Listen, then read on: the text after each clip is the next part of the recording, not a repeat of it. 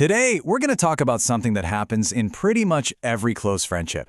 Not the big, dramatic fights, but those quiet, heavy phases, when things just get complicated. Let's dive in. And this quote, it just hits the nail on the head, doesn't it? It's not about a friendship breaking apart. It's about it changing, kind of bending under pressure, and becoming so much harder to navigate. We're going to break down exactly what that looks like and why it happens. So, where does a phase like this even come from? Well, a lot of the time, it doesn't start with an argument between friends. It actually starts with pressure from the outside world. It's this weight that just builds and builds until it creates a strain on the inside, you know? And that affects the whole group. And here we go. This is the trigger. It's such a classic scenario, right? A whole bunch of deadlines all hitting at the same time. It's not just one thing. It's this huge stack of responsibilities that lands on everyone at once. And that is the weight that starts pressing down on the friendship. Kabir, he just says it like it is. But here's the thing. Putting a name to it, saying we're stressed, that's the easy part. The really complicated part is trying to navigate the emotional fallout that comes with it. Right. Just because everybody knows they're stressed doesn't make the deadlines vanish. Life just keeps on moving. And that forces everyone to kind of retreat into their own heads to manage their feelings and their workload, even when they're all sitting in the exact same room. And that leads us to the first major symptom of one of these complicated phases. It's pretty ironic, actually.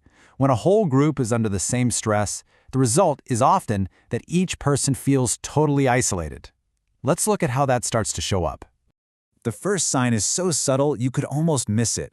The communication just loses all its depth. On the surface, everything seems fine. You've got the small talk, the little how are yous, but the real conversations are gone. What's left are just placeholders meant to keep up the appearance of connection. And then hesitation starts to creep in. Every little pause, every moment where you're thinking, is this going to add more stress? Well, each one of those becomes another brick in this invisible wall. And that's how friends who used to talk so freely start to wall themselves off from each other. And this leads to the final stage of that retreat, the loud silence. It's not a comfortable silence between friends anymore. Nope. This silence is filled with unspoken questions, with assumptions, with all this anxiety. The silence itself becomes a thing in the room, and it's often way louder than any actual conversation. Kabir's question here is just perfect. Why does it feel like everyone's buffering? I mean, come on. That perfectly captures that feeling of lag, of being totally out of sync. It's like everyone is trying to send and receive emotional signals, but the connection is just really, really weak. And this is exactly what's going on, especially for Rhea. When she thinks, I just need things to be simple again, it's not her being lazy. It is a direct response to emotional overload. Her system is at full capacity, and her only way to cope is to just shut down all the extra noise. So how in the world does the group get through this? When someone retreats, our first instinct is to help, right? But what does help actually look like here? Because as we're about to see, there's no single right answer. Okay, this slide shows a really crucial contrast. On one side, you have logical support. That's Aryan explaining the why behind the behavior and basically saying, just be patient. On the other side, you have emotional support. That's Mira. She doesn't explain anything, she just shows up. Both are valid, and honestly, a friendship probably needs both. Aryan's advice right here is so important, because it is often the absolute hardest thing to do.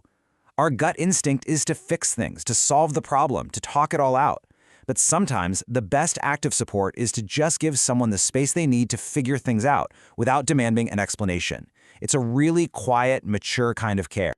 And that brings us to the final phase of navigating this whole thing. And listen, the goal here isn't to magically solve the academic stress or make all the tension disappear. The goal is to find stability inside the stress. It's about realignment, not resolution. Look at this strategy here. They don't try to fix the external problem, Rhea's giant workload. They focus on fixing their internal dynamic. By naming the vibe, setting a standard for how they talk to each other, and offering grace, they're basically reinforcing the foundation of their friendship so it can handle the pressure from the outside. Remember that loud, tense silence from before? Well, the silence after this realignment is completely different. It's a good silence. It's comfortable. It's filled with this unspoken, mutual understanding. The pressure from the outside hasn't gone away, but their connection, that's been restored. And that is really the ultimate takeaway here. These messy, complicated, heavy phases, they aren't a sign that a friendship is failing. A lot of the time, they're actually a sign that the people in it are growing, and the friendship just has to stretch and adapt to make room for that growth. Which leaves us with a final thought to mull over. In our own friendships, when we see someone we care about struggling and pulling away, how do we fight that impulse to jump in and fix everything for them? How do we learn to offer that quiet, steady support of patience and just trust that maybe that's exactly what they need?